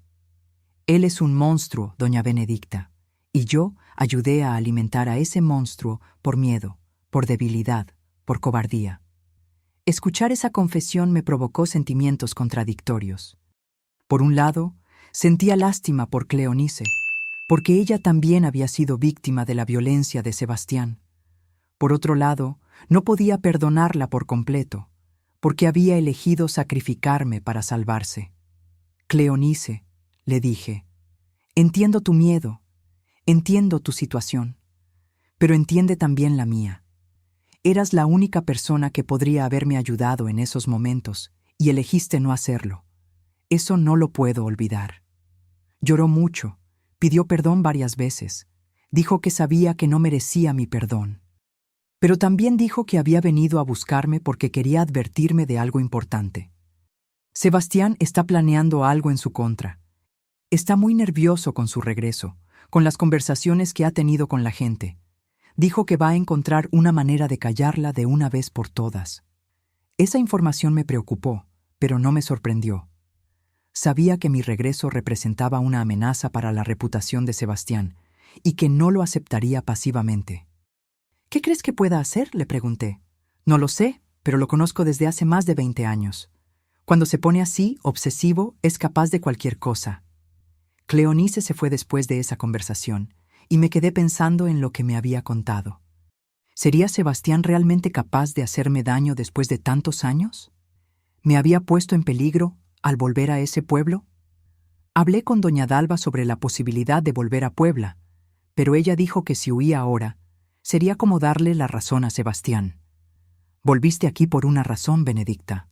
No dejes que el miedo te haga desistir. Tenía razón. Había vuelto para romper el silencio, para dar voz a las víctimas, para evitar que otras mujeres sufrieran lo que yo sufrí. No podía rendirme ante la primera amenaza, pero tomé algunas precauciones. Empecé a andar siempre acompañada, evité lugares solitarios y le pedí a Antonio que viniera a visitarme para que Sebastián supiera que tenía una familia que me protegía. Fue una noche de sábado que sucedió lo inevitable. Volvía de una de nuestras reuniones de mujeres cuando vi una figura conocida esperándome en la esquina de la casa de doña Dalva. Era Sebastián. Después de 14 años, estaba cara a cara con el hombre que había destruido mi vida, que había violado mi cuerpo y mi alma, que me había obligado a huir de mi propio pueblo. Estaba más viejo, más gordo, con el pelo canoso, pero los ojos seguían siendo los mismos. Esos ojos fríos, sin alma, que me atormentaban hasta hoy en mis pesadillas. «Buenas noches, madrecita», dijo con esa voz falsa que conocía tan bien. Mi primer impulso fue correr, pero me obligué a quedarme quieta. No iba a darle la satisfacción de verme con miedo de nuevo. «¿Qué quieres, Sebastián?» «Quiero hablar con usted. Hay mucha gente esparciendo mentiras sobre mí, y sé que usted tiene algo que ver en eso. No son mentiras, y tú lo sabes mejor que nadie». Se acercó a mí, y pude sentir el mismo olor a sudor y maldad que me atormentaba en mis pesadillas. No debería haber vuelto. Todo estaba resuelto, todo olvidado. ¿Olvidado por quién? ¿Por las mujeres que violaste? ¿Por las vidas que destruiste? Usted no tiene ninguna prueba de lo que dice. Son solo historias de mujeres histéricas, de quienes quieren llamar la atención. Era increíble cómo seguía siendo el mismo. Arrogante, manipulador, convencido de que podía controlar la narrativa y hacer que todos creyeran sus mentiras. «Sebastián», le dije, mirándolo directamente a esos ojos muertos, «puedes engañar a la congregación, puedes engañar a todo el pueblo, pero a mí no me engañas. Sé exactamente quién eres, y ya no me voy a quedar callada». Fue entonces cuando mostró su verdadera cara una vez más. El rostro se le contrajo de rabia y me agarró del brazo como lo hacía años atrás. «Claro que se va a quedar callada, madrecita, o tendré que hacer que se calle». Pero esta vez yo ya no era esa mujer asustada de 47 años. Era una mujer de 61 años que había aprendido a luchar, que había encontrado su fuerza, que ya no le tenía miedo a ningún monstruo. «Suéltame, Sebastián, ahora». «¿O qué? ¿Me va a picar con un cuchillo otra vez?» Así que lo sabía. Cleonice le había contado cómo había reaccionado esa noche, cómo había logrado escapar, y todavía creía que podía intimidarme. «No necesito un cuchillo para acabar contigo, Sebastián. Solo necesito la verdad, y la verdad tiene una fuerza que no puedes controlar». Me soltó, pero continuó mirándome con esa mirada de odio. «No sabe con quién se está metiendo. Tengo influencia en este pueblo, tengo respeto, tengo poder. Usted es solo una vieja loca a la que nadie toma en serio». «Entonces, ¿por qué estás tan nervioso?», le pregunté, y vi que había dado en el clavo. «Si solo soy una vieja loca a la que nadie toma en serio, ¿por qué viniste hasta aquí a amenazarme?». Se quedó sin respuesta por unos segundos, y aproveché para continuar. «Es porque sabes que la verdad tiene poder, Sebastián. Sabes que por más que intentes ocultarla, por más que intentes desacreditarla, la verdad siempre encuentra una manera de salir a la luz. Se va a arrepentir de haber vuelto», dijo, alejándose. «Se va a arrepentir mucho». Y se fue, dejando en el aire esa amenaza que me acompañó durante las semanas siguientes. Después de ese encuentro, redoblé mis precauciones. Sabía que Sebastián no se rendiría fácilmente, que intentaría algo para silenciarme o desacreditarme. Y tenía razón. En los días siguientes, comenzaron a circular historias sobre mí por el pueblo, que había vuelto porque estaba necesitada y quería dinero de la familia, que estaba inventando historias por venganza, que realmente tenía problemas mentales y no podía distinguir la realidad de la fantasía. Era la estrategia clásica de cualquier abusador: desacreditar a la víctima, hacer que la gente dude de su cordura, de su honestidad, de sus motivaciones. Pero esta vez, la estrategia no funcionó del todo. Mucha gente creyó sus mentiras, es verdad, pero muchas otras comenzaron a cuestionar. Si ella está mintiendo, ¿por qué él está tan nervioso? ¿Por qué necesita inventar tantas historias diferentes para explicar lo mismo? Y lo más importante, las otras víctimas comenzaron a hablar. No públicamente, no de una manera que pudiera llegar a oídos de los ancianos de la congregación, sino en conversaciones privadas, en confesiones susurradas, en lágrimas derramadas en el hombro de amigas de confianza. Una de ellas fue la joven que había denunciado a Sebastián años antes. Ya era una mujer adulta, casada, con hijos, pero todavía llevaba las marcas de lo que había sufrido. Doña Benedicta me dijo en una de esas reuniones informales: cuando supe que había vuelto y estaba hablando de lo que pasó, sentí por primera vez que no estaba sola. Oír eso me confirmó que había hecho lo correcto al volver. No importaban las amenazas de Sebastián, no importaban los chismes y mentiras que esparcía sobre mí. Lo importante era que las víctimas se sintieran escuchadas, se sintieran validadas, que supieran que no eran culpables de lo que habían sufrido. Pero Sebastián no se rindió. Una semana después de nuestro encuentro en la esquina, apareció en casa de doña Dalva acompañado de otros 2 ancianos de la congregación. Era una intimidación clara, una demostración de fuerza para mostrarme que tenía apoyo institucional. Doña Dalva me llamó al porche, donde estaban esperando. Los 3 hombres estaban serios, solemnes, vestidos con sus mejores ropas como si fuera una ocasión formal. «Hermana Benedicta», comenzó a hablar el anciano mayor, usando el trato religioso como si yo todavía fuera parte de la congregación. «Hemos venido en son de paz, para tratar de resolver una situación que está causando división en nuestra comunidad». Miré a Sebastián, que tenía esa sonrisa falsa de siempre, escondiéndose detrás de la autoridad religiosa de sus compañeros. «No hay ninguna situación que resolver», respondí. «Y hace mucho tiempo que no soy hermana de ustedes. Sabemos que ha estado esparciendo ciertas acusaciones sobre el hermano Sebastián», continuó el anciano. «Acusaciones muy graves que están manchando el nombre de un siervo fiel de Jehová. No son acusaciones, son hechos, y si están manchando su nombre, es porque su nombre merece estar manchado». Los 3 se miraron, como si hubieran esperado una reacción diferente de mí. Quizás esperaban que me intimidara con su presencia, que retrocediera ante la autoridad religiosa que representaban. «Hermana Benedicta», dijo el segundo anciano, «necesita entender que acusaciones como estas, sin pruebas, son muy peligrosas. Pueden destruir la vida de un buen hombre, de una familia establecida». «¿Y qué creen que hizo él con mi vida? ¿Qué creen que hizo con la vida de otras mujeres que fueron sus víctimas?» «¿Qué otras mujeres?», dijo Sebastián por primera vez, fingiendo sorpresa. «Está viendo cosas donde no las hay, madre. Es un síntoma de su condición». Todavía tenía el descaro de llamarme madre, como si fuera un hijo amoroso preocupado por una madre que estaba perdiendo la cordura. «Sebastián», le dije, mirándolo directamente, «puedes engañar a estos hombres, puedes engañar a toda la congregación, pero no puedes engañar a tu propia conciencia.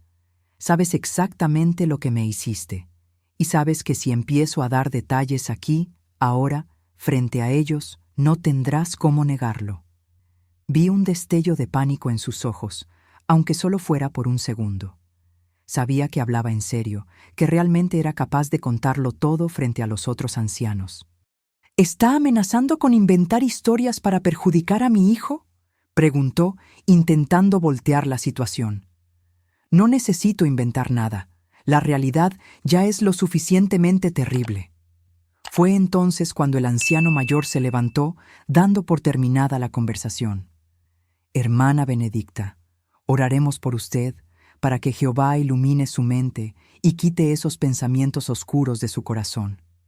Y también le pediremos que reflexione sobre el daño que está causando con estas historias. Oren por ustedes mismos, respondí. Oren para que Jehová les abra los ojos a la verdad que está justo frente a ustedes. Se fueron, pero el mensaje había sido claro. Era una guerra declarada. Por un lado, el poder institucional de la congregación, la respetabilidad social, la fuerza de los hombres que controlaban esa comunidad. Por el otro, una mujer sola con su verdad y su coraje. Pero no estaba tan sola como ellos pensaban. En los días siguientes a la visita de los ancianos, varias mujeres del pueblo vinieron a buscarme. Algunas para ofrecer apoyo, otras para compartir sus propias historias de abuso y violencia. Una de ellas fue Iracema, una señora de unos 50 años que conocía desde niña. Me buscó una tarde y me contó una historia que me dejó atónita. Benedicta, cuando tenía 16 años, Sebastián me ofreció llevarme a casa después de una reunión de la congregación. En el camino, detuvo el coche en un lugar solitario e intentó forzarme. Logré escapar, pero nunca se lo conté a nadie. ¿Por qué no lo contaste, Iracema? Porque ¿quién me iba a creer? Él ya era anciano en ese entonces, era respetado, tenía una familia, y yo era solo una muchacha de la periferia, hija de gente pobre. Dirían que lo estaba inventando para llamar la atención. Siempre era la misma historia. Siempre la misma dinámica de poder que protegía a los abusadores y silenciaba a las víctimas. Siempre el mismo miedo a no ser creídas, a ser juzgadas, a ser culpabilizadas. Iracema, le dije, ¿tienes el valor de decir esto frente a otras personas? ¿Tienes el valor de ser testigo? Se quedó pensativa por un largo rato antes de responder. Tengo miedo, Benedicta, mucho miedo. Pero también tengo hijas, tengo nietas. Si me quedo callada, podría estar permitiendo que ellas sean las próximas víctimas. Así fue como comenzamos a organizar algo más grande. Ya no era solo un grupo informal de mujeres compartiendo sus dolores. Era un movimiento, pequeño pero decidido, de mujeres dispuestas a romper el silencio que protegía a depredadores como Sebastián. Logramos identificar al menos a 6 mujeres que habían sido sus víctimas a lo largo de los años. Algunos eran casos de intento de abuso, otros de abuso consumado. Todas se habían quedado calladas por miedo, por vergüenza, por sentirse impotentes ante su poder y respetabilidad. Decidimos que íbamos a presentar una denuncia colectiva, no en la congregación, porque sabíamos que sería silenciada, sino en la comandancia del pueblo. Sabíamos que sería difícil probar algo después de tantos años, pero al menos quedaría registrado, documentado, oficial. El día que fuimos a la comandancia, éramos 7 mujeres. Yo, Iracema, la joven que había intentado denunciar años antes, y otras 4 que habían encontrado el valor para hablar. Fue uno de los días más difíciles de mi vida, tener que volver a contar todos esos detalles horribles a un comandante que nos miraba con escepticismo. Miren, señoras, dijo después de escuchar nuestros relatos, entiendo su indignación, pero esto es muy difícil de investigar. Son hechos muy antiguos, sin testigos, sin pruebas físicas, y el acusado es una persona muy respetada en el pueblo. Era exactamente lo que esperaba. El sistema siempre protege a los hombres poderosos, siempre encuentra excusas para no investigar, siempre pone en duda la credibilidad de las víctimas, pero al menos quedó registrado. Al menos había un documento oficial que decía que Sebastián Silva Santos, anciano de la Congregación de los Testigos de Jehová, estaba siendo acusado de múltiples casos de abuso sexual. La noticia de nuestra denuncia se extendió por el pueblo como la pólvora. Las reacciones fueron extremas. Parte de la población se escandalizó y comenzó a cuestionar seriamente el comportamiento de Sebastián. Otra parte se negó rotundamente a creer, tratándonos de mentirosas y difamadoras. La congregación, por supuesto, cerró filas en torno a Sebastián. Hicieron reuniones especiales para aclarar los hechos, donde nos pintaron como mujeres amargadas y envidiosas, tratando de destruir a un hombre de Dios por motivos mezquinos. Pero lo más importante es que otras mujeres comenzaron a hablar. No solo víctimas de Sebastián, sino víctimas de otros hombres de la comunidad que se sentían protegidos por la posición social y religiosa que ocupaban. Una de ellas me buscó 2 semanas después de nuestra denuncia. Era Hilda, una mujer de unos 40 años que conocía de vista. Me dijo que había sido abusada por su propio suegro durante años, siempre en silencio, siempre con miedo de que su marido no le creyera. Cuando las vi a ustedes teniendo el valor de denunciar a Sebastián, pensé, si ellas pueden, yo también puedo, me dijo, con lágrimas en los ojos. Y así fue surgiendo una red de apoyo entre mujeres que nunca antes había existido en ese pueblo. Mujeres que habían cargado con sus dolores solas durante décadas, finalmente tenían un espacio para hablar, para ser escuchadas, para ser creídas. Claro que hubo represalias. Sebastián y sus aliados no iban a aceptar pasivamente que su reputación fuera cuestionada. Comenzaron una campaña sistemática para desacreditarnos, esparciendo rumores, inventando historias, tratando de aislarnos socialmente. Personalmente, fui objeto de una persecución constante. Llamadas anónimas a casa de doña Dalva, cartas con amenazas, gente que pasaba por la calle gritando que estaba loca y era una mentirosa. Una noche, alguien incluso arrojó piedras a las ventanas de la casa donde me estaba quedando. Pero cuanto más intentaban silenciarnos, más decididas nos volvíamos. Era como si cada ataque, cada intento de intimidación, solo confirmara que estábamos en el camino correcto.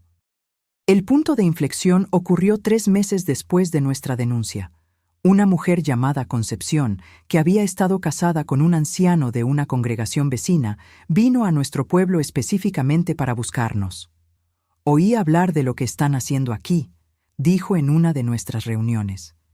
«Y vine a decirles que el problema no es solo con Sebastián. Esto sucede en varias congregaciones de la región». Concepción había estado casada durante 15 años con un hombre que la violentaba física y psicológicamente, siempre justificando la violencia con versículos bíblicos sobre la sumisión de la mujer. Cuando intentó pedir ayuda a otros ancianos, le dijeron que era su obligación ser más sumisa, más obediente, más comprensiva con las necesidades de su marido. «Se protegen entre ellos», explicó. «Es una hermandad de hombres que se sienten dueños de las mujeres de la familia y de la congregación. Y usan la religión para justificar cualquier cosa que hacen». La historia de Concepción nos abrió los ojos a una realidad mucho más grande de lo que imaginábamos. No era solo Sebastián, no era solo nuestro pueblo. Era un sistema entero que permitía e incluso fomentaba el abuso de mujeres en nombre de la autoridad religiosa y patriarcal. Decidimos expandir nuestra red de apoyo a otros pueblos de la región. Comenzamos a contactar a mujeres de otras congregaciones, otras comunidades, intentando mapear la extensión del problema. Lo que descubrimos fue aterrador. Historia tras historia de mujeres silenciadas, de abusos encubiertos, de depredadores protegidos por la estructura religiosa. Maridos que golpeaban a sus esposas para corregirlas espiritualmente. Padres que abusaban de sus hijas para prepararlas para el matrimonio. Ancianos que se aprovechaban de mujeres vulnerables en nombre de la consejería espiritual. Durante este periodo, Sebastián se volvió más agresivo. Sabía que nuestra red estaba creciendo, que nuestra voz se estaba haciendo más fuerte, y eso lo desesperaba. Una noche, apareció borracho en casa de doña Dalva, gritando que tenía que dejar de esparcir mentiras sobre él. Doña Dalva llamó a la policía, y cuando llegaron los oficiales, él intentó usar su posición de anciano para no ser arrestado. «No pueden arrestarme. Soy un hombre de Dios. Esta mujer me está calumniando». Pero esta vez no funcionó. Fue llevado a la comandancia, pasó la noche detenido y al día siguiente tuvo que pagar una fianza para ser liberado. Este episodio tuvo una repercusión enorme en el pueblo. Ver al respetable anciano Sebastián siendo llevado esposado por la policía por estar borracho y alterar el orden hizo que mucha gente comenzara a cuestionar si realmente conocían al hombre que veneraban. La congregación intentó tapar el escándalo, diciendo que había sido un malentendido, que él estaba pasando por un momento difícil debido a las falsas acusaciones que se hacían en su contra. Pero la semilla de la duda ya había sido plantada. En los meses siguientes, más mujeres se unieron a nuestro movimiento. Algunas eran víctimas directas de abusos, otras eran madres, hermanas, amigas de víctimas que querían apoyar nuestra causa. Organizamos pláticas informales sobre violencia doméstica, sobre los derechos de las mujeres, sobre cómo identificar y denunciar abusos. No eran eventos grandes u oficiales, pero eran importantes para concientizar a las mujeres de la región sobre sus derechos. Una de las cosas más impactantes que hicimos fue un mapeo de los casos de violencia en la región. Descubrimos patrones alarmantes. Las tasas de violencia doméstica eran mucho más altas en las comunidades religiosas más conservadoras. Y en la mayoría de los casos, la propia estructura religiosa servía como un obstáculo para que las mujeres denunciaran o buscaran ayuda. 2 años después de nuestra primera denuncia, recibimos una noticia que nos conmovió a todas. Sebastián había sido destituido de su cargo de anciano por la Organización de los Testigos de Jehová. No fue por nuestras denuncias. Oficialmente, la organización dijo que estaba siendo reajustado para enfocarse en asuntos personales. Pero sabíamos que nuestra presión constante, nuestra insistencia en no quedarnos calladas, finalmente había surtido efecto. Claro que esto no significaba una justicia completa. No fue castigado penalmente, no pagó por los crímenes que cometió, no pidió disculpas a las víctimas, pero al menos perdió la posición de poder que usaba para abusar de mujeres vulnerables. Y lo más importante, nuestra lucha había inspirado a otras mujeres a romper el silencio. En toda la región comenzaron a surgir grupos similares al nuestro, mujeres organizándose para denunciar abusos y apoyar a otras víctimas. El movimiento creció tanto que llamó la atención de organizaciones de derechos humanos de Puebla e incluso de la Ciudad de México. Recibimos apoyo de abogadas especializadas en violencia contra la mujer, de psicólogas, de trabajadoras sociales. Fue a través de estas alianzas que logramos crear algo que siempre soñé: un centro de apoyo para mujeres víctimas de violencia en la región. No era gran cosa, solo una casa pequeña donde las mujeres podían buscar orientación legal, apoyo psicológico y, si era necesario, un refugio temporal. Yo ya tenía 65 años cuando se inauguró el centro, en 2005. Habían pasado casi 20 años desde que huí de esa casa del infierno, y finalmente sentía que mi dolor había servido para algo positivo. Durante la ceremonia de inauguración, varias de las mujeres que habían sido víctimas de abuso vinieron a agradecerme. Algunas dijeron que les había salvado la vida al darles el valor para denunciar. Otras dijeron que había salvado a sus hijas al romper ciclos de violencia que se habían perpetuado por generaciones. Escuchar esos agradecimientos me hizo llorar como no había llorado en años.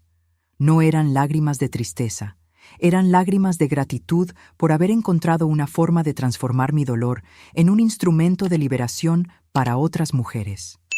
Sebastián nunca más intentó buscarme después de que perdió su cargo de anciano. Supe por terceros que se fue del pueblo unos años después. Se fue a vivir a otro estado. Cleonice se quedó, pero se convirtió en una mujer aún más aislada y amargada de lo que ya era. Algunas veces me preguntaron si sentía lástima por él, si me gustaría que pidiera perdón, si podría perdonarlo si lo hiciera. La respuesta siempre fue la misma: no siento lástima, no espero una disculpa, y aunque la pidiera, no sé si podría perdonarlo por completo. Perdón es una palabra fácil de decir, pero muy difícil de sentir cuando has sido violada por tu propio hijo, traicionada por tu propia familia, silenciada por toda una comunidad. Algunas heridas son demasiado grandes para cicatrizar por completo, y algunas traiciones son demasiado profundas para ser perdonadas. Pero aprendí que no necesitaba perdonar para seguir adelante. Aprendí que podía cargar con mi dolor y mi rabia y aún así construir una vida digna, útil, transformadora. Aprendí que a veces la mejor venganza contra quien nos hizo daño es usar nuestra experiencia para evitar que otras personas sufran lo mismo. Hoy, a mis 85 años, todavía soy voluntaria en el centro de apoyo que ayudé a crear. Todavía hablo con mujeres que llegan allí destrozadas, sin esperanza, pensando que no tienen salida del infierno en el que viven. Y a cada una de ellas le cuento un pedacito de mi historia. Les cuento que yo también fui una mujer sin esperanza, que también pensé que no tenía salida, que también quise morir para acabar con el sufrimiento. Pero también les cuento que sobreviví, que encontré fuerzas que no sabía que tenía, que transformé mi dolor en combustible para luchar por otras mujeres, y que si yo pude, ellas también pueden. Mis queridos que me acompañaron hasta el final de esta historia tan dolorosa, espero que entiendan por qué necesitaba contar todo esto. No fue para escandalizarlos, no fue para buscar lástima o compasión. Fue para mostrar que existen monstruos que se disfrazan de santos, que existen familias que son prisiones, que existen comunidades que protegen a depredadores en nombre de valores que ni siquiera siguen realmente. Pero también fue para mostrar que no importa cuán oscura sea la noche, siempre existe la posibilidad de un nuevo amanecer. No importa cuán profundo sea el hoyo en el que nos encontremos, siempre existe la posibilidad de volver a la superficie. Si conocen a alguna mujer que está pasando por violencia, no cierren los ojos. Si ustedes mismas están pasando por esto, sepan que no están solas, que hay personas dispuestas a ayudar, que hay salidas incluso cuando parece que no las hay. Y, sobre todo, sepan que son más fuertes de lo que imaginan. Que dentro de cada una de ustedes existe una guerrera capaz de enfrentar cualquier dragón, de sobrevivir a cualquier tormenta, de transformar cualquier dolor en fuerza para empezar de nuevo. Mi historia termina aquí, pero la lucha de todas nosotras, las mujeres, continúa. Continúa con cada denuncia hecha, con cada silencio roto, con cada mano extendida para ayudar a otra mujer en sufrimiento. Gracias por escucharme hasta el final. Gracias por darle voz a mi dolor y a mi victoria. Y recuerden siempre, son mucho más fuertes de lo que piensan y merecen mucho más de lo que cualquier hombre que las haga sufrir está dispuesto a ofrecer. Déjenme su cariño en los comentarios. Cuéntenme de dónde son y si esta historia las conmovió de alguna manera. Compártanla con otras mujeres que puedan necesitar escuchar que es posible sobrevivir y vencer. Un beso en el corazón de cada una de ustedes y hasta la próxima historia.